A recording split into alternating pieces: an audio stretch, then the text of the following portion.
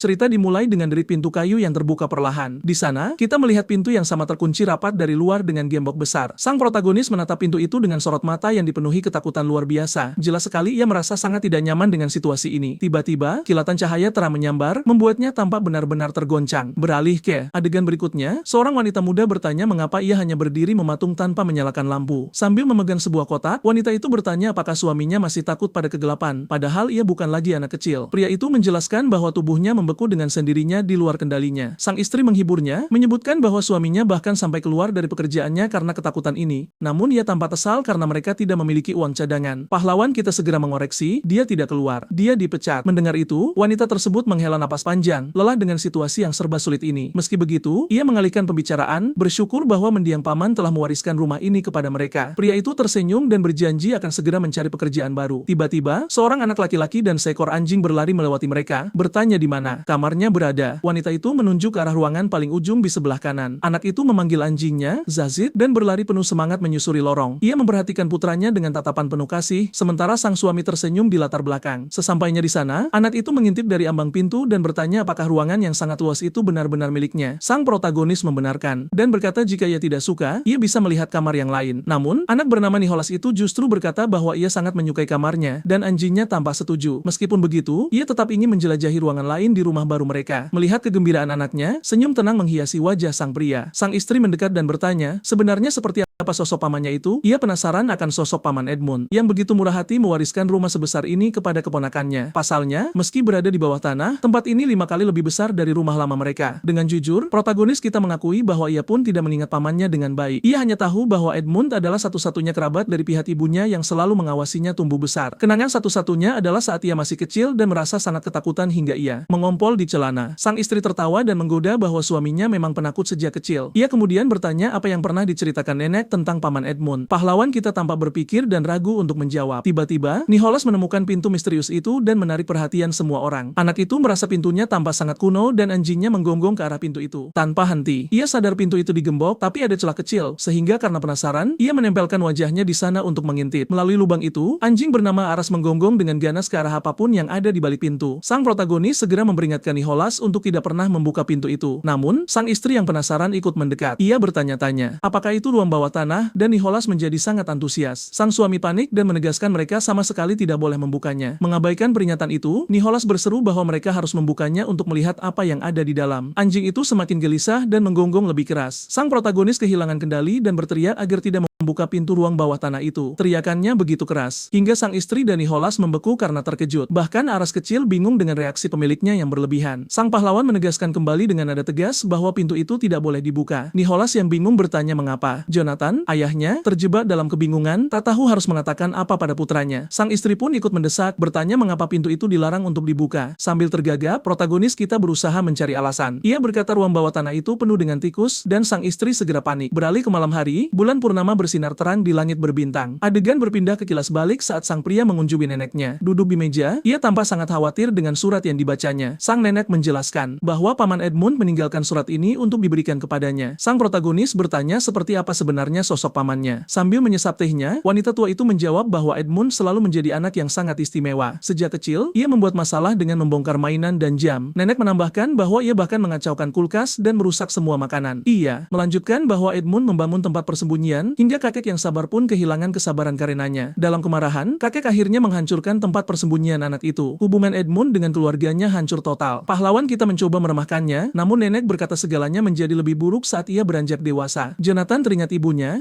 Sylvie, selalu menyebut paman Edmund adalah seorang jenius. Sang nenek tersenyum dan membenarkan bahwa Sylvie sungguh percaya pada potensi kakaknya. Selain itu, ia tahu Edmund bukanlah pembuat onar biasa. Ia adalah seseorang yang tidak bisa berbaur dengan orang lain. Sang protagonis bingung dengan deskripsi tidak bisa berbaur itu. Untuk menjelaskan, nenek menantangnya. Dengan teka-teki yang dibuat Edmund saat berusia 11 tahun, sang pria sombong dan yakin bisa menyelesaikannya, mulai mengutak-atik batang korek api. Namun ia gagal dan frustrasi meminta jawaban pada neneknya. Nenek pun menjelaskan apa yang dikatakan Edmund muda tentang tantangan tangan itu. Anak itu biasa berkata, kau harus berpikir dengan cara yang berbeda untuk menemukan jawaban yang tepat. Setuju dengan itu, sang nenek bangkit dan mengambil kotak dari rak. Di dalamnya, ia mengungkapkan surat yang ditinggalkan Edmund dengan permintaan khusus. Surat itu harus diberikan kepada Jonathan Wells jika sesuatu terjadi padanya. Sang protagonis mengambil amplop itu dengan ekspresi sangat serius. Ia menatap kertas itu dengan raut wajah cemas mengenai isi pesannya. Beralih ke masa sekarang, rumah baru itu masih berantakan dengan kotak-kotak dan pintu ruang bawah tanah misterius itu tetap terkunci dengan aura yang menyeramkan. Keesokan harinya, matahari cerah bersinar melalui jendela gedung tempat tinggal mereka. Sejak pagi, sang pahlawan berpamitan pada keluarganya, mengatakan ia harus pergi. Istri dan Nicholas mengeluh karena ia harus pergi sepagi ini tepat setelah pindahan. Ia meminta maaf dan berkata orang yang ditemuinya hanya punya waktu hari ini, namun ia tampak gugup seolah menyembunyikan sesuatu. Sang istri menatapnya dan bertanya bukankah ia juga bilang harus keluar. Mengabaikan pertanyaan itu, ia memperingatkan Nicholas agar tidak membukakan pintu bagi orang asing. Kembali ke masa lalu, sang pahlawan melihat foto tua di dinding rumah. Nenek berkata itu adalah ibunya dan paman Edmund, dan ia bertanya bagaimana pamannya meninggal. Nenek mengungkapkan bahwa ia disengat oleh tawon dan berita itu masuk ke koran. Pahlawan kita terdiam, terkejut dengan informasi aneh ini. Ia bertanya apakah ada orang lain yang mengenal paman Edmund dengan baik. Nenek berkata ya, Edmund punya teman masa kecil yang sering ia temui. Tiba-tiba, seorang pria besar yang tampak serius muncul di pintu rumah. Sang protagonis tampak gugup dan terintimidasi oleh kehadirannya. Ia menyapanya, memanggilnya Tuan Jinjus Brazile. Sambil duduk untuk berbincang, teh disajikan di meja bagi mereka berdua. Brazile memulai dengan berkata bahwa Edmund Wells adalah pria yang penuh misteri. Mereka belajar biologi bersama, namun Brazile lulus dalam bidang botani. Sementara itu, paman protagonis kita mengambil spesialisasi yang berbeda, yaitu bakteri. Brazile menjelaskan bahwa penelitian Edmund adalah memahami sel-sel paling primitif karena Edmund percaya bahwa manusia hanyalah sekumpulan sel. Teman itu berpikir sejenak tentang cara mendeskripsikan kepribadian Edmund, dan akhirnya, ia menyimpulkan bahwa Edmund adalah seseorang yang sedikit di luar norma. Sambil menatap jendela, Brazile berkata bahwa saat ini ia semakin sering memikirkan Edmund. Sang protagonis menyebutkan bahwa ia mendengar pamannya sedang menulis ensiklopedia. Mendengar itu, Brazile memberikan senyuman yang sangat aneh dan misterius kepada pemuda itu. Sementara itu, kembali ke rumah baru, bel pintu tiba-tiba berbunyi. Melalui lubang intip, sosok bayangan misterius muncul di sisi lain pintu. Pria itu memperkenalkan diri sebagai orang baru dan mengatakan ia di sini untuk pekerjaan penjiri dan buku. Curiga, Nicholas kecil membuka pintu sedikit untuk mengintip. Melihat itu hanya seorang anak, si pria menyuruh orang asing itu kembali lain waktu, namun pria itu bersikeras dan memberikan tatapan yang sangat aneh pada anak tersebut. Nicholas tetap curiga sementara anjingnya, Aras, tetap waspada. Pria itu kemudian bertanya, apakah ada orang dewasa di rumah? Mengatakan bahwa Profesor Wells yang memesan layanannya. Nicholas menjelaskan bahwa paman buyutnya telah meninggal dan mencoba menutup pintu tepat di wajahnya. Namun, pria itu lebih cepat dan menahan pintu dengan kakinya agar tidak tertutup. Ia menyampaikan belasungkawa dan bertanya apakah pamannya meninggalkan banyak dokumen.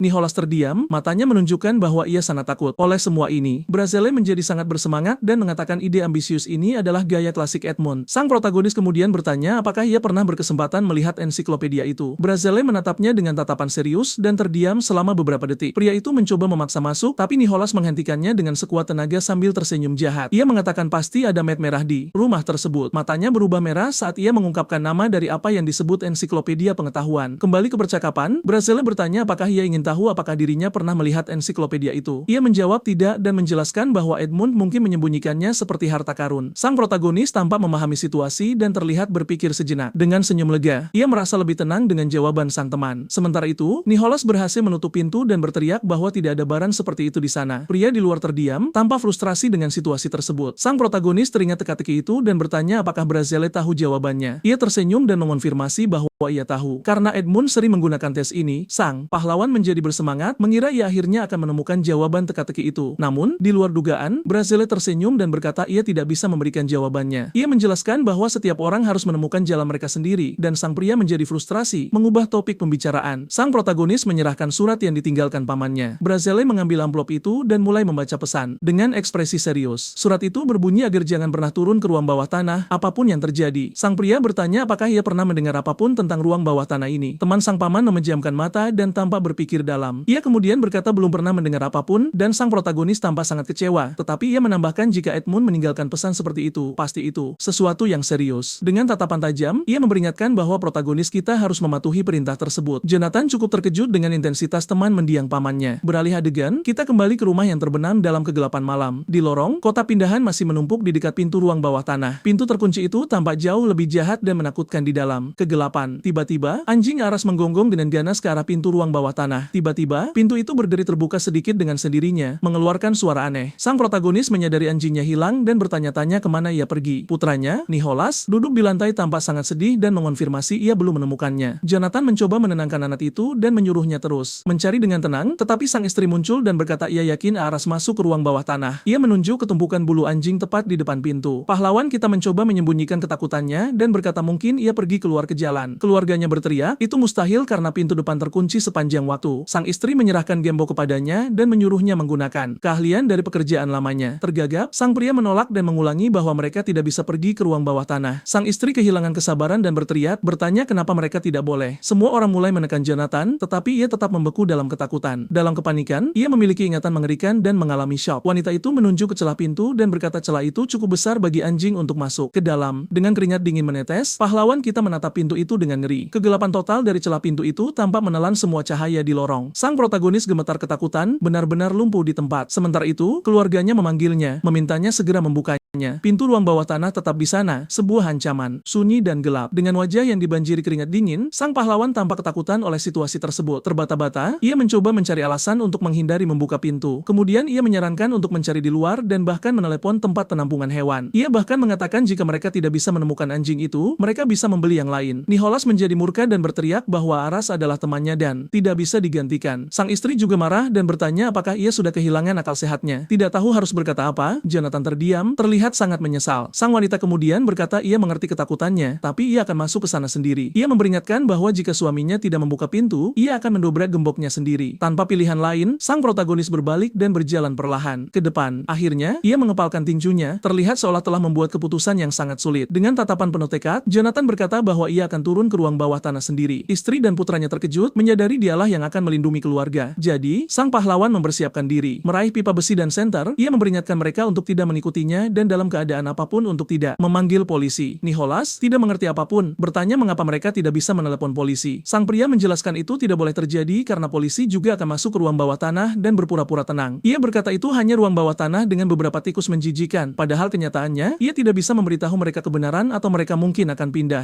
Setelah membuka gembok, ia berpikir untuk mengunci pintu dari dalam demi keamanan. Dan begitu, sang protagonis turun sendirian ke dalam kegelapan ruang bawah tanah. Wajahnya dipenuhi ketakutan. Ia menatap apa yang ada di bawah sana dengan ngeri. Ia gemetar tak terkendali dan matanya yang lebar menunjukkan kepanikan murni yang ia rasakan. Melalui celah, keluarganya mengintip dengan cemas dan Nicholas memanggil namanya dengan lembut. Sang istri kemudian meneriakkan namanya. Menyadari bahwa ada sesuatu yang sangat salah, ia menyuruhnya mengambil napas dalam-dalam, tetapi ia tetap lumpuh dalam keadaan syok. Sang istri menyemangatinya melalui celah pintu, bertanya apakah ia bisa melewati ini. Keringat menetes di wajah pahlawan kita saat ia menghadapi tantangan. Akhirnya menjadi tenang, ia menarik napas dalam-dalam untuk mengumpulkan keberanian dan masuk. Ia kemudian menggenggam pipa besi yang dipegangnya dengan lebih erat. Mengembuskan napas, ia mempersiapkan diri untuk apapun yang mungkin ia temukan di bawah sana. Sang pria berbalik ke keluarganya dan berkata bahwa semuanya baik-baik saja. Ia memberitahu mereka untuk tidak khawatir dan mulai menuruni tangga perlahan. Namun saat ia mengambil langkah pertama, ia merasakan hawa dingin yang aneh merambat di punggungnya. Melihat ke belakang, ia melihat keluarganya masih mengintip cemas melalui pintu. Ia kemudian melanjutkan penurunannya, memasuki kegelapan total ruang bawah tanah. Istri dan putranya menatap kegelapan saat ia menghilang dari pandangan. Pahlawan kita menuruni tangga batu yang panjang, menerangi jalan. Ia berhenti sejenak dan bertanya-tanya tentang tangga misterius ini. Sang protagonis bertanya-tanya seberapa jauh sebenarnya tangga ini berlanjut. Cahaya senter mengungkapkan bahwa ruang bawah tanah itu sebenarnya adalah gua besar. Di bagian belakang gua, sebuah cahaya menerangi objek bulat berwarna jingga yang aneh. Tiba-tiba, kaki yang panjang dan tipis mulai muncul perlahan dari dalamnya. Tepat setelahnya, lebih banyak kaki terulur dari objek misterius itu. Makhluk itu kemudian mengungkapkan dirinya sebagai semut raksasa dan melangkah ke lantai gua. Pada saat yang tepat itu, makhluk-makhluk bumi yang sedang berhibernasi mulai terbangun. Darah mereka, yang dulunya padat, kini mencair dan mulai mengalir normal kembali. Jantung mereka mulai berdetak lagi, dan arus hangat mengalir melalui tubuh mereka, bahkan sendi-sendi kompleks mereka mulai bergerak sekali lagi. 12 semut pertama yang terbangun berkumpul dalam kegelapan gua. Mereka memiliki misi untuk membangunkan yang lain dan keluar untuk mengumpulkan energi panas. Salah satu semut kemudian mulai menggali sesuatu yang tampak seperti tubuh berbulu. Kita melihat bahwa mereka setinggi 1 mm di tempat yang tingginya 50 lantai. Ini adalah kota terbesar di wilayah tersebut dengan total 18 juta penduduk. Produksi tahunannya mencakup liter madu dan kiloan berbagai jamur. Selain itu, kota ini memiliki jaringan terowongan sepanjang 120 km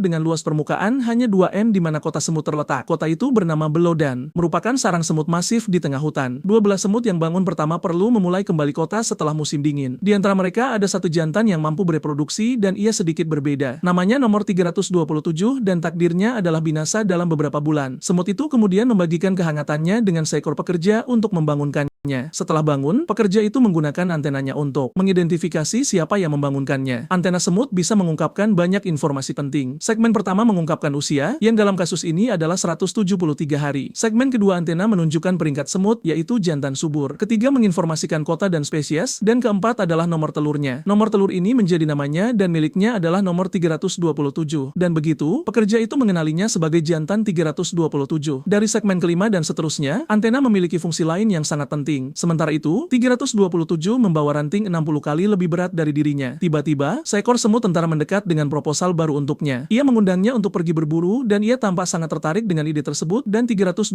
kemudian bertanya, apa sebenarnya yang akan mereka buru bersama? Sang tentara menjelaskan bahwa mereka menemukan daging segar sebelum musim dingin dimulai dan bahwa tujuan berburuan adalah menemukan daging kumbang daun untuk koloni. Protagonis kita kemudian mempertanyakan apakah kumbang-kumbang itu tidak berhibernasi. Sang tentara menjawab bahwa daging ini berasal dari tempat khusus yang berbeda, area di mana tidak ada musim dingin dan selalu hangat, karena air tanah. Setelah mendengar penjelasan tersebut, 327 setuju untuk ikut berburu di luar. Sarang semut bersiap untuk musim baru yang dimulai. 28 penjelajah berkumpul untuk ekspedisi pertama musim ini. Kelompok itu terlihat sangat berpengalaman dan terbiasa dengan perjalanan jarak jauh. Mereka diperlengkapi dengan baik dan bekas luka pertempuran di tubuh mereka menunjukkan kekuatan mereka. Kelompok itu kemudian mulai berbaris melalui hutan untuk mencari sumber daya. Mereka berjalan berjam-jam tanpa henti menuju tujuan mereka. Di jalan, mereka melewati beberapa kota saudari dari federasi yang sama. Salah satunya adalah ada Lubicon, kota yang memproduksi biji-bijian terbanyak di seluruh wilayah. Ada juga Gaelikin, yang mengirim pasukan untuk menaklukkan kota Rayap. Lainnya adalah Zetabanakin, laboratorium kimia yang memproduksi asam format, dan Libioin, yang memfermentasi madu menjadi alkohol dengan rasa resin. Semut api tidak hanya tinggal di kota tetapi juga membentuk federasi. Blokin adalah bagian dari federasi muda berusia 50.000 tahun. Cerita berlanjut bahwa ratu pertama tersesat dalam badai. Ia mendirikan Beloin dan menciptakan federasi yang ada saat ini. Kelompok penjelajah kemudian tiba di Lasilicon, kota paling barat. Di dekatnya, ladang rumput akan segera dipenuhi semut tentara. Ke utara, mereka melihat kota musuh bernama Shuifu. Untungnya, musuh masih tidur karena musim dingin. Jejak aroma yang menuntun mereka berakhir dan mereka perlu mengikuti jejak. Tiba-tiba, protagonis kita menjerit kesakitan dan sesuatu yang tidak terduga terjadi. Salah satu semut dalam kelompok ditangkap oleh tanaman karnivora yang berbahaya, dan 327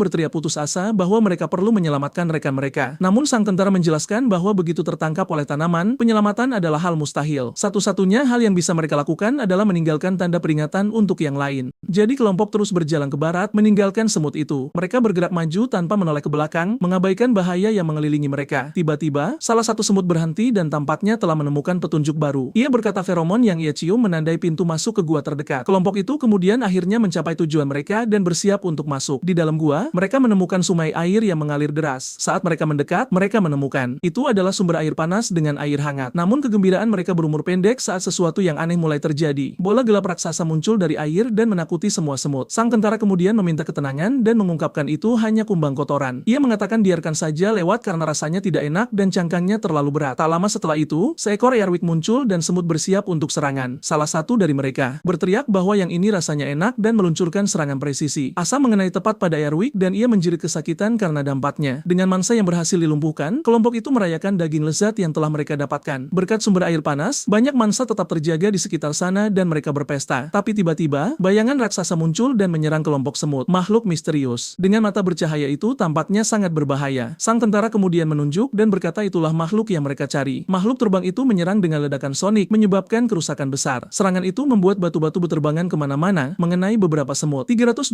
panik dan bertanya-tanya bagaimana mereka akan menghentikan monster itu. Sang tentara menjelaskan bahwa itu adalah kelelawar dan ia hanya menggertak karena ketakutan. Ia kemudian memerintahkan semua orang untuk menyerang kelelawar dengan asam format. Makhluk itu terkena tepat sasaran dan menjerit kesakitan dari serangan massal. Asam konsentrasi 40% bertindak sebagai korosif mematikan. Dengan kelelawar yang berhasil dikalahkan, sisa 27 semut melanjutkan misi mereka. Mereka menjelajahi gua-gua hangat dan mengumpulkan semua makanan yang bisa mereka temukan. Untuk menandai wilayah mereka melepaskan feromon seolah menancapkan bendera. Tanda kimia ini menentukan wilayah baru Federasi Boan. Ekspedisi pertama musim ini menyelesaikan misinya dengan sukses total. Di luar, matahari bersinar terang melalui daun hijau hutan. Dengan makanan yang terkumpul, kelompok itu bergegas kembali ke rumah sebelum malam tiba. Jika malam tiba dan suhu turun, tubuh mereka akan kaku karena dingin. Dari Maret hingga Oktober, semut bekerja tanpa henti, tetapi dalam cuaca dingin, mereka tidur. Itulah mengapa ekspedisi panjang jarang terjadi, dan semut-semut ini sangat berani. Dalam perjalanan kembali, mereka sekali lagi bertemu dengan tanaman karnivora yang berbahaya. Salah satu semut menyarankan untuk mencabut tanaman itu dan membawanya ke Ratu Feveluni. Sebagian besar berpikir ide itu terlalu sulit dan terlalu berbahaya untuk dipertaruhkan. Mereka berpendapat bahwa mereka tidak memiliki cukup semut untuk membawa tanaman itu, tetapi salah satu dari mereka mengatakan bahwa mengendalikan tanaman karnivora akan menjadi kekuatan besar. Namun sang tentara mengakhiri diskusi dan memerintahkan semua orang untuk mengumpulkan feromon. Mereka kelelahan dan matahari sudah terbenam di cakrawala. Akhirnya, kelompok memutuskan untuk menyerah pada ide tersebut dan meninggalkan tanaman karnivora itu. Mereka melanjutkan perjalanan pulang melalui hutan lebat. Di sepanjang jalan, salah satu semut menemukan bunga kuning yang belum pernah ia lihat sebelumnya. Yang lain menyarankan untuk membawa bunga itu kepada Ibu Suri karena ia akan sangat senang. Mereka memutuskan untuk meninggalkan tanaman karnivora, tapi membawa bunga yang tidak dikenal itu. Semut yang menemukan bunga itu bergegas menyusul sisa kelompok, tetapi saat ia menyentuh batang bunga tersebut, sesuatu yang sangat aneh terjadi padanya. Tiba-tiba, semua semut di sekitarnya jatuh ke tanah tak sadarkan diri. Semut yang tidak pingsan bertanya-tanya apa yang sedang terjadi, dan 327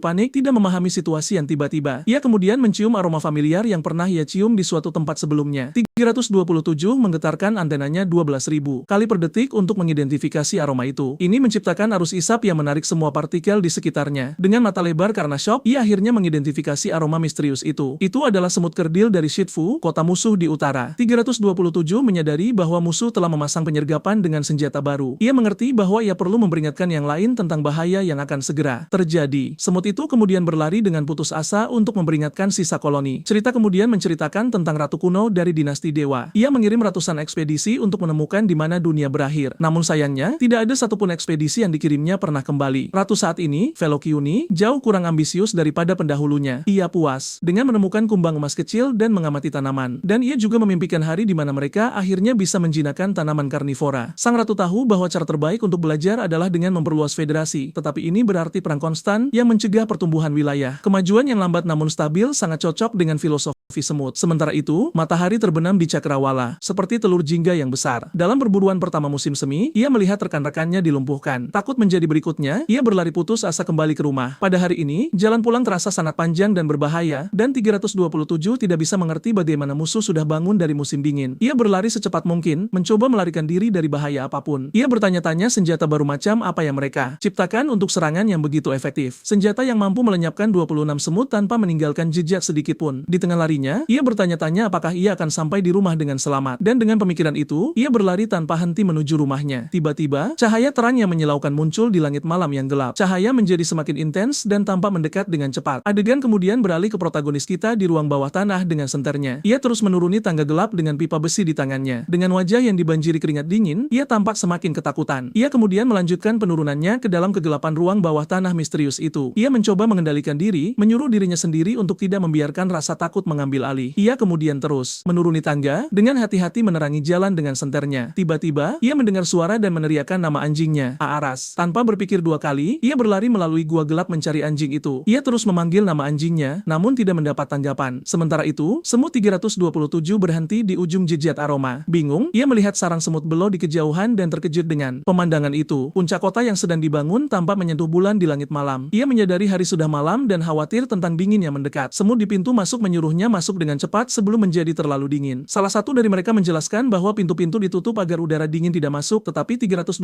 meminta mereka menunggu sebentar karena ia perlu memperingatkan mereka tentang bahaya. Ia kemudian tiba di pintu masuk sarang semut, gemetar karena dingin dan kelelahan. Semut lain bertanya-tanya apa itu dan menyebutnya tersesat, tetapi ia mengidentifikasi dirinya sebagai semut dari blokan. Sama seperti mereka semua, semut lain memperhatikan bahwa ia dalam kondisi buruk dan kelelahan. Merasakan kelelahannya, seorang pekerja menawarkan makanan kepada 327. Ia hampir tidak bisa berdiri, tetapi ia menerima bantuan rekannya. Keduanya kemudian berbagi makanan melalui perut sosial mereka. Merasa segar kembali, 327 berterima kasih dan mengatakan pekerja itu telah menyelamatkan nyawanya. Ia kemudian berlari untuk melaporkan apa yang terjadi dan memperingatkan bahwa itu adalah keadaan darurat. Semut lain bingung dan bertanya apa yang terjadi. 327 mengungkapkan bahwa musuh kerdil menghancurkan ekspedisi pertama. Ia kemudian menyatakan bahwa perang telah dimulai dan semua orang harus pergi ke pos mereka. Berita menyebar dengan cepat dan seluruh koloni bersiaga, tetapi semut lain meragukan ceritanya dan meminta bukti konkret. 327 tidak bisa berkata-kata karena ia tidak punya cara untuk membuktikan apa yang terjadi. Salah satu semut kemudian bertanya bertanya di mana tepatnya serangan itu terjadi. 327 menjelaskan bahwa itu di barat Lasalakon di tempat perburuan baru, tetapi seorang tentara membalas bahwa itu mustahil karena musuh sedang tidur. Sang tentara bersikeras bahwa laporan mata-mata tidak bisa salah. Semut lain menuduh 327 melihat hal-hal aneh karena kelelahan. Mereka pikir absurd bagi perang untuk dimulai sepagi ini di musim semi. Bagi 327, ia melihat semuanya dengan matanya sendiri. Ini tidak bisa dipercaya. Marah, ia bertanya apakah mereka pikir ia membuat seluruh cerita itu. Ia kemudian menyarankan mereka memeriksa jumlah dan melihat bahwa ada semut yang hilang, tetapi semut lain mengabaikannya dan melanjutkan tugas normal mereka. 327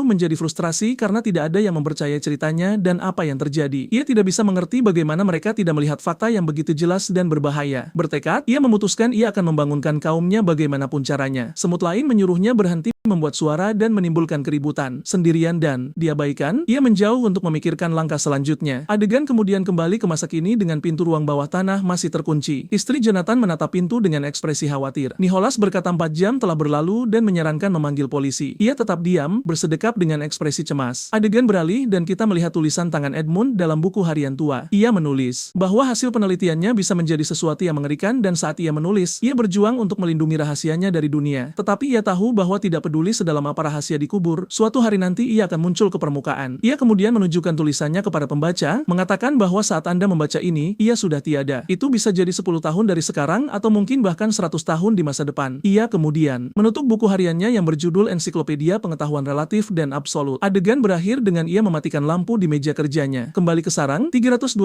meratapi bahwa tidak ada yang percaya ceritanya. Putus asa, ia memutuskan ia harus menceritakan semuanya langsung kepada Ratu. Ia percaya bahwa Ratu Veloci akan mendengarkan dan mengerti apa yang terjadi. Sang Ratu berpengalaman dan telah selamat dari 14 musim dingin yang keras. 327 yakin ia akan mengerti dan mendengarkan permohonan putus asanya. Ia kemudian memasuki lorong yang penuh dengan pekerja yang membawa telur. Ia melewati pekerja tersebut dan memasuki terowongan sisi gelap yang kecil. Berkat mata inframerahnya, ia bisa berkeliling tanpa tersesat. Semakin dekat ia dengan Ratu, semakin kuat aromanya. Ia membawa aroma yang bertindak sebagai pas dan berhasil melewatinya tanpa masalah. Akhirnya, ia mencapai koridor terakhir yang mengarah ke kamar induk. Seorang penjaga mengizinkannya lewat dan ia dengan sopan berterima kasih atas izin tersebut. Tiba-tiba, ia mencium aroma Ratu yang kuat dan tak tertahankan. Ibu 327 benar-benar terpesona dan merasa tertarik pada aroma tersebut. Sang Ratu adalah satu-satunya yang bertelur dan telah memberikan kehidupan bagi semua semut. Di sana, ia telah berjuang dalam perang yang tak terhitung jumlahnya dan bahkan menaklukkan kota Rayap. Selain menjadi ibu bagi 327, ia juga telah memecahkan rekor umur panjang. Ratu Velocini adalah ratu kota pusat semut api. Ia memiliki kepala yang panjang dan antenanya sangat jauh terpisah. Di sisinya, seorang perawat semut selalu siap menerima telur baru. 327 menggunakan indera penciuman yang tajam untuk mengidentifikasi jenis kelamin semut. Saat cuaca membaik, sang ibu akan bertelur segala jenis untuk kota. Sang ratu kemudian memanggilnya lebih dekat dengan suara ibu yang tenang. 327 perlahan mendekati ibunya, ratu dari seluruh koloni. Air liur ratu adalah obat ampuh yang menyembuhkan luka apapun. Sang ratu kemudian menyambutnya kembali ke rahim rakyat dan memeluknya. Sebagai penjelajah, ia adalah mata dan kaki koloni dalam ekspedisi. Penuh harapan, ia meminta ibunya untuk mempercayai apa yang ia katakan. Sang ratu mengatakan ia mempercayainya, tetapi ada masalah besar dengan cerita itu. Ia menjelaskan bahwa 327 tidak bisa menjadi satu-satunya yang membangkitkan orang untuk berperang, dan itulah mengapa ia datang kepadanya, sehingga ia bisa mengungkapkan kebenaran kepada semua orang. 327 terkejut menyadari itu bisa jadi perang, atau mungkin tidak. Keduanya kemudian menatap satu sama lain dalam diam untuk saat yang menegangkan dan menentukan. Sang ratu mengatakan ia tidak bisa memutuskan apapun sendiri tentang masalah seserius itu. Di kota mereka, keputusan penting dibuat bersama oleh kelompok. 327 bersikeras bahwa ini adalah masalah paling mendesak yang mereka hadapi saat ini. Tetapi sang ratu menjelaskan bahwa ada banyak prioritas lain untuk koloni. Pada saat ini, kebangkitan dari musim dingin belum selesai dan perbaikan eksternal baru saja dimulai. Selain itu, mereka membutuhkan protein dan gula untuk bersiap menghadapi festival. Dan bahkan jika ia ingin, ia tidak memiliki cukup semut untuk dikirim sebagai mata-mata. Sang ratu kemudian menyentuh salah satu tanaman karnivora dengan rasa ingin tahu dan kekaguman. Ia mengamati bola hijau kecil tanaman itu dengan sangat perhatian. 327 tetap diam, terlihat berpikir tentang respons sang ratu. Sang ratu kemudian berkata bahwa jika mereka membangun pagar dengan tanaman karnivora ini, 327 terkejut dengan ide cemerlang ibunya, Ratu Koloni. Tetapi sang ratu menunjukkan bahwa masih ada masalah yang harus diselesaikan dengan tanaman itu. Ia menjelaskan bahwa monster kecil itu belum tahu cara membedakan teman dari musuh. 327 kemudian bertanya, bagaimana dengan rekan-rekan yang binasa dalam ekspedisi? Sang ratu kemudian bertanya berapa banyak semut yang binasa dalam apa yang disebut kecelakaan itu. Dengan kepala tertunduk, 327 menjawab bahwa ada 27 orang totalnya. Sang ratu kemudian bertanya apakah semua korban berasal dari subkelas penjelajah. 327 kemudian mengonfirmasi bahwa ia adalah satu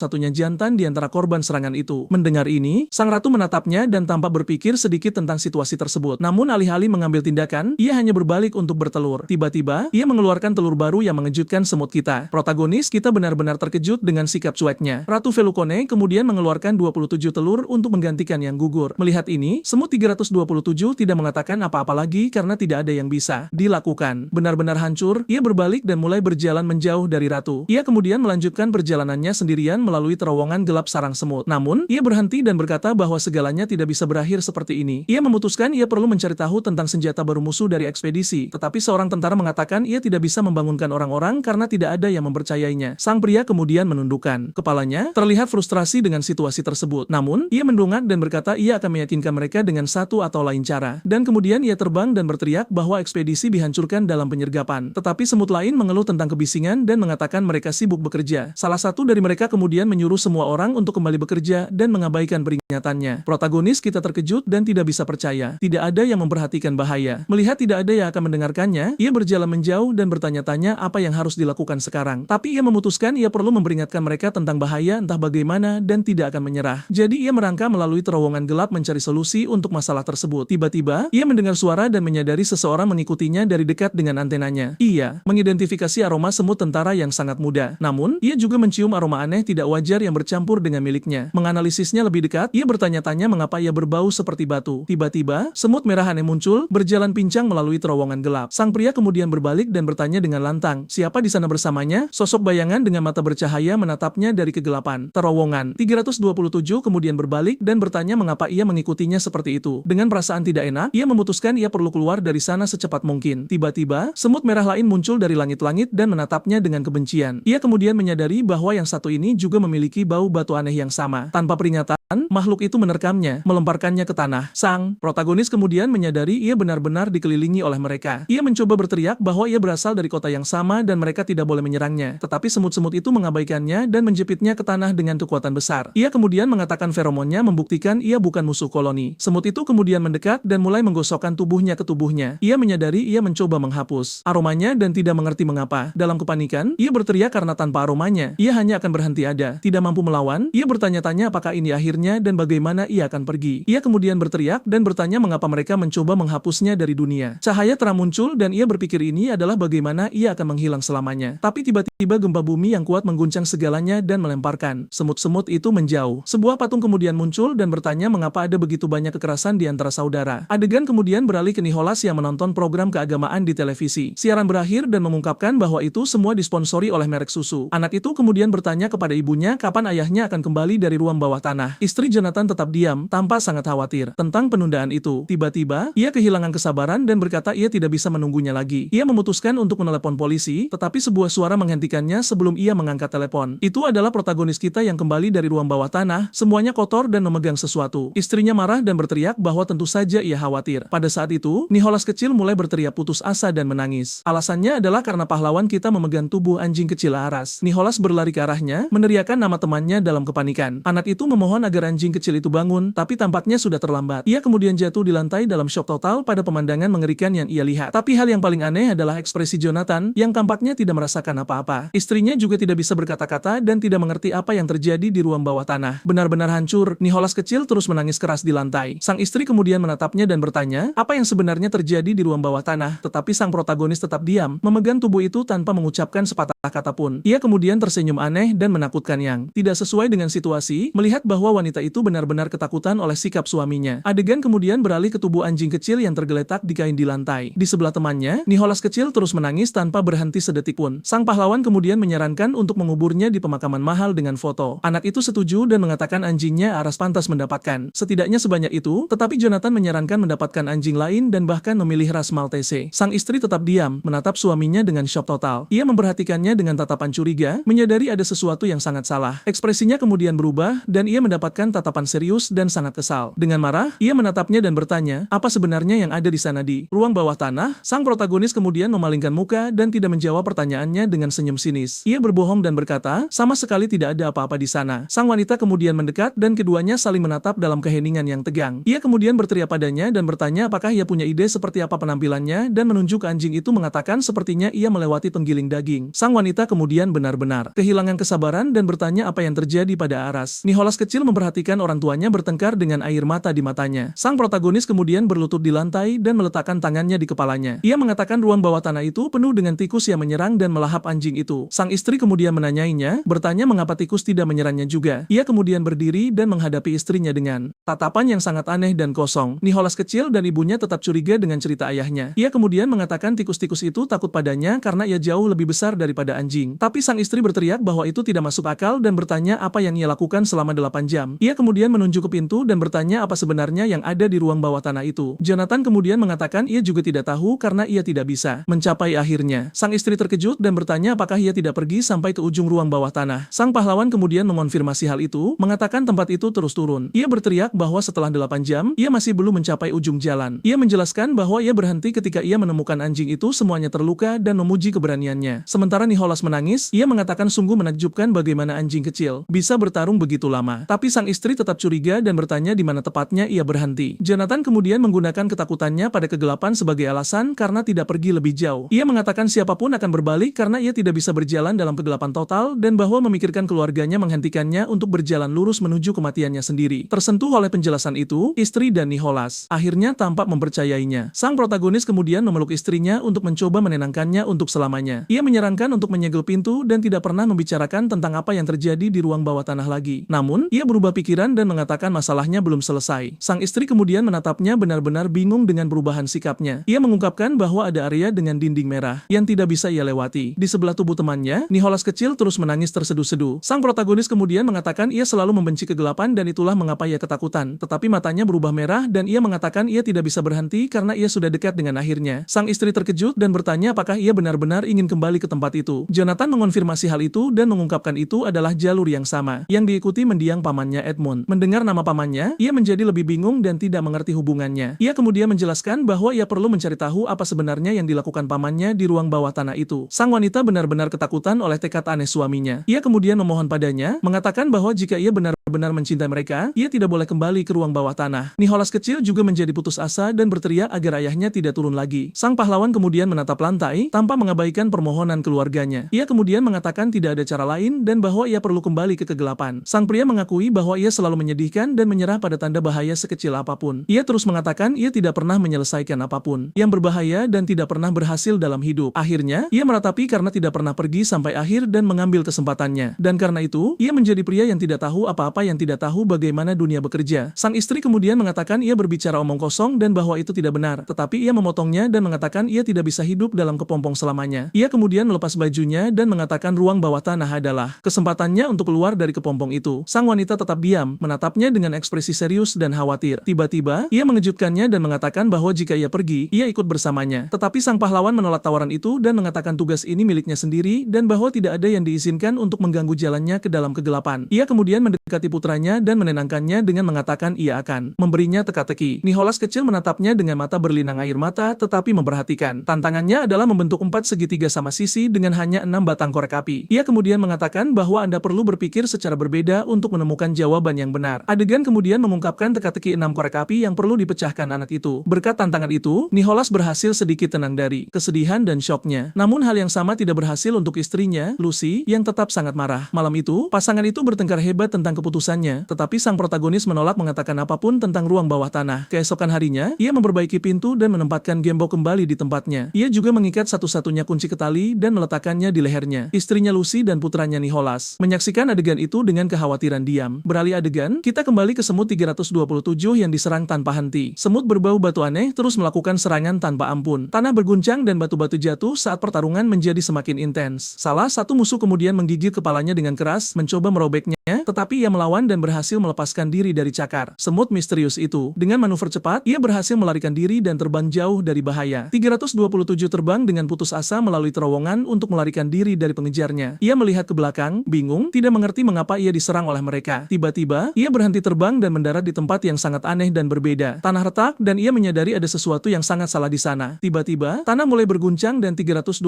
menjerit kesakitan karena dampaknya. Gempa bumi kemudian menyebabkan bagian dari kota semut benar-benar runtuh Dalam kepanikan total, yang lain melepaskan feromon ketakutan di mana-mana. Semut kita kemudian merentangkan sayapnya dan bersiap untuk kekacauan yang terjadi. Mereka semua menjerit ketakutan dan feromon bahaya menyebar melalui udara. Ia mengira getaran itu menyelamatkannya, tetapi sekarang semua orang akan terkubur hidup-hidup. 327 menyadari bahwa semua yang lain melepaskan sinyal bahaya pada saat yang sama. Ia kemudian merasa bersalah karena ia seharusnya menjadi orang pertama yang memberikan peringatan. Tanpa berpikir dua kali, pahlawan kita terbang melalui terowongan untuk membantu evakuasi. Ia terbang dengan cepat untuk mencoba mengatur evakuasi seluruh koloni. Pemimpin kita memerintahkan para pekerja untuk memindahkan telur ke tempat aman, sembari meneriakkan perintah agar pasukan segera membentuk unit tempur. Tak lama, ia berlari putus asa menyusuri terowongan yang terus runtuh. Ia tiba di sebuah lokasi di mana para semut berkumpul. Sang protagonis kini menatap lorong gelap nan misterius di hadapannya. Para semut menatap ke arah langit-langit, seolah merasakan getaran aneh di udara. Tiba-tiba, tanah kembali berguncang, jauh lebih hebat dari sebelumnya. Cahaya terang berpendar, dan sebuah lubang terbuka di langit-langit antel. Salah satu semut berteriak bahwa ada sesuatu yang merusak atap kota. Lubang itu kian menganga, dan sesuatu yang kolosal mulai menerobos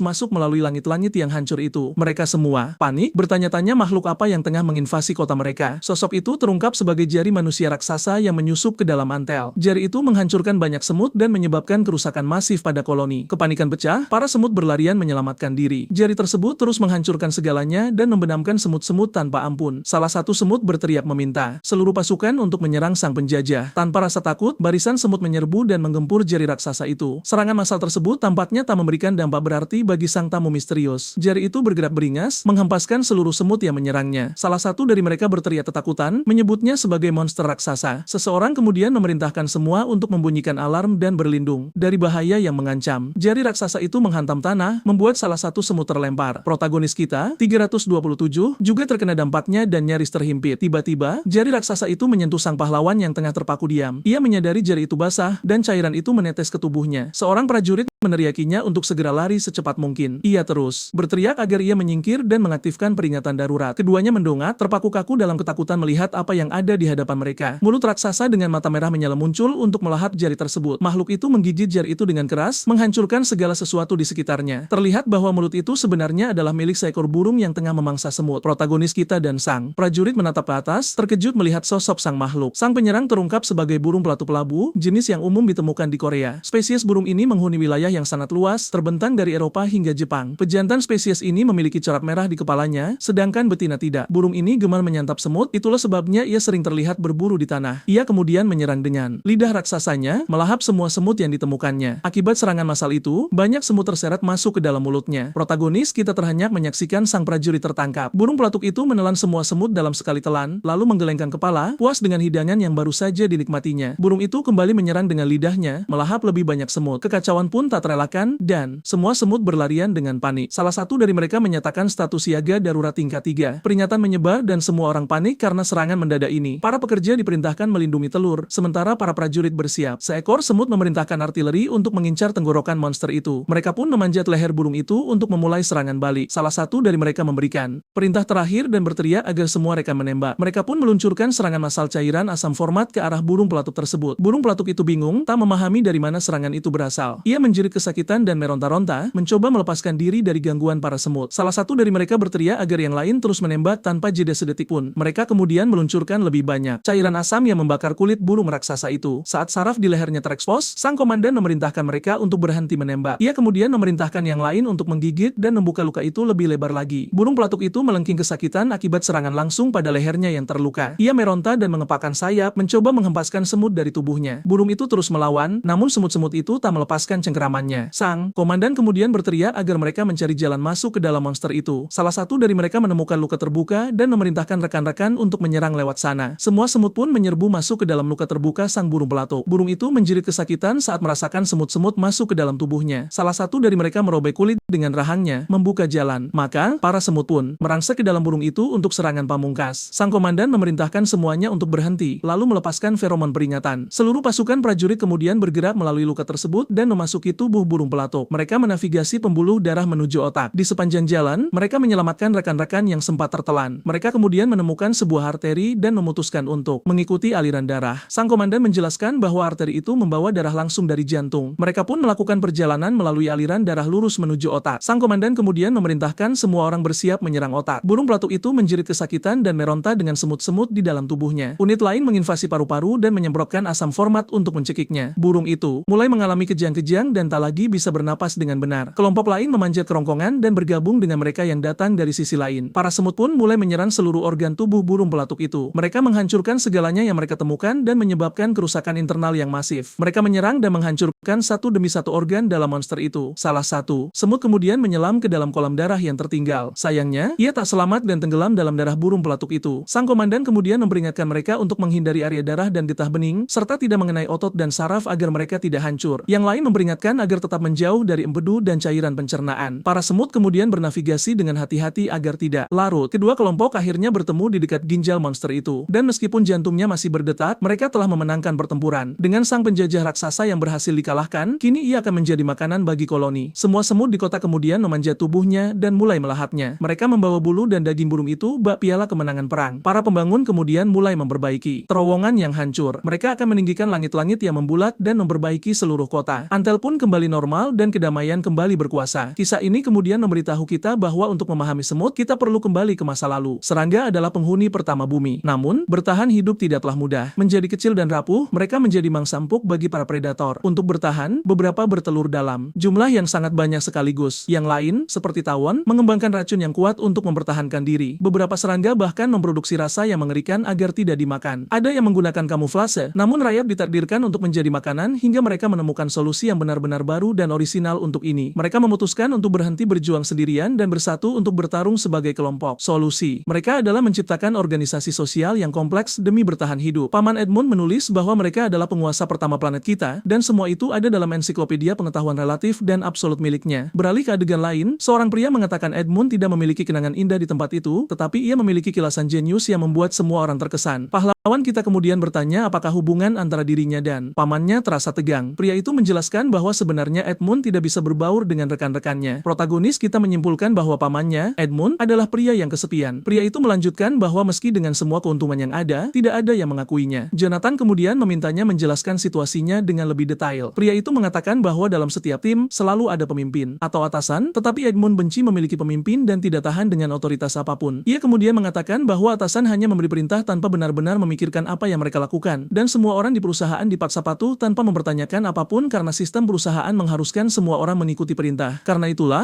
Edmund terlihat sombong dan membuat kesal semua rekan-rekannya. Pada akhirnya, semua koleganya membencinya jauh melebihi atasan yang ia tantang. Pahlawan kita kemudian bertanya apa yang terjadi saat pamannya meninggalkan perusahaan. Pria itu terdiam sejenak tanpa memikirkan jawabannya. Ia mengatakan bahwa Edmund bertengkar hebat dengan salah satu eksekutif perusahaan, dan paman dari protagonis kita memasang perangkap untuk memberi pelajaran kepada eksekutif tersebut, namun sayangnya, tidak ada yang memihaknya, dan semua orang mendukung sang eksekutif. Tanpa pilihan lain, ia tidak memiliki opsi selain pergi. Protagonis kita kemudian mempertanyakan hal itu karena pria itu sendiri bilang pamannya benar. Pria itu menjelaskan bahwa terkadang lebih baik menjadi pengecut daripada mengambil risiko. Ia mengatakan bahwa Edmund tidak punya teman, tidak pernah berbagi makanan dengan siapapun, dan ia selalu tanpa hidup di dunia yang sama sekali berbeda dari orang lain. Pahlawan kita kemudian terdiam tanpa memproses informasi tersebut. Ia kemudian bertanya mengapa pria itu mengakui pengecutannya kepadanya. Pria itu terdiam sejenak tampak sedikit menyesal. Ia mengatakan bahwa sekarang setelah Edmund tiada, ia merasa bersalah atas apa yang terjadi, dan menceritakan kisah itu kepada sang keponakan mungkin bisa memberinya kedamaian. Pahlawan kita kemudian terdiam, seolah memahami situasi pria itu. Adegan beralih ke papan iklan dengan merek susu yang sama seperti sebelumnya. Matahari bersinar cerah dan langit biru terbuka di cakrawala kota. Kita kemudian melihat bangunan besar Pusat Penelitian Ilmiah Nasional, dan sebuah suara bertanya apakah sang profesor bertemu dengannya di Afrika, dan ia mengonfirmasinya. Pria itu mengatakan bahwa Edmund membawa luka mendalam di hatinya, dan setelah kejadian itu, ia mendedikasikan dirinya sepenuhnya untuk mempelajari serangga. Protagonis kita kemudian bertanya mengapa ia memilih untuk mempelajari serangga. Profesor Daniel Rosenfeld menjelaskan bahwa serangga telah memikat manusia sejak lama. Ia mengatakan bahwa di masa lalu, semua orang takut pada kutu, laba-laba, dan kumbang, dan meskipun mereka kecil dan lemah, serangga tetap mengancam kita dengan berbagai cara. Sang profesor kemudian mengungkapkan bahwa pada akhirnya, tubuh kita akan menjadi makanan serangga. Pahlawan kita benar-benar terkejut dan tak bisa berkata-kata mendengar pernyataan itu. Profesor itu melanjutkan bahwa mereka memakan tubuh kita pada akhirnya, dan bukanlah kebetulan jika Beelzebub, letnan setan, digambarkan sebagai seekor lalat. Protagonis kita kemudian berkomentar bahwa semut memiliki citra yang lebih baik daripada lalat. Namun, Profesor Rosenfeld menjelaskan bahwa itu benar-benar bergantung pada budaya masing-masing orang. Ia mengatakan bahwa dalam Talmud, semut melambangkan kejujuran, dalam Buddhisme melambangkan materialisme, dan di Afrika, sebuah suku percaya bahwa sengatan pada wanita hamil akan menghasilkan bayi dengan kepala semut. Pahlawan kita terdiam, seolah menyerap semua informasi itu. Protagonis kita kemudian menyebutkan bahwa bahwa ia mendengar pamannya meneliti bakteri. Profesor Rosenfeld tersenyum dan mengatakan karya itu hanyalah setetes air di lautan, terutama jika dibandingkan dengan penelitian luar biasanya tentang semut. Mendengar hal itu, pahlawan kita merasa sangat bingung dengan pernyataan sang profesor.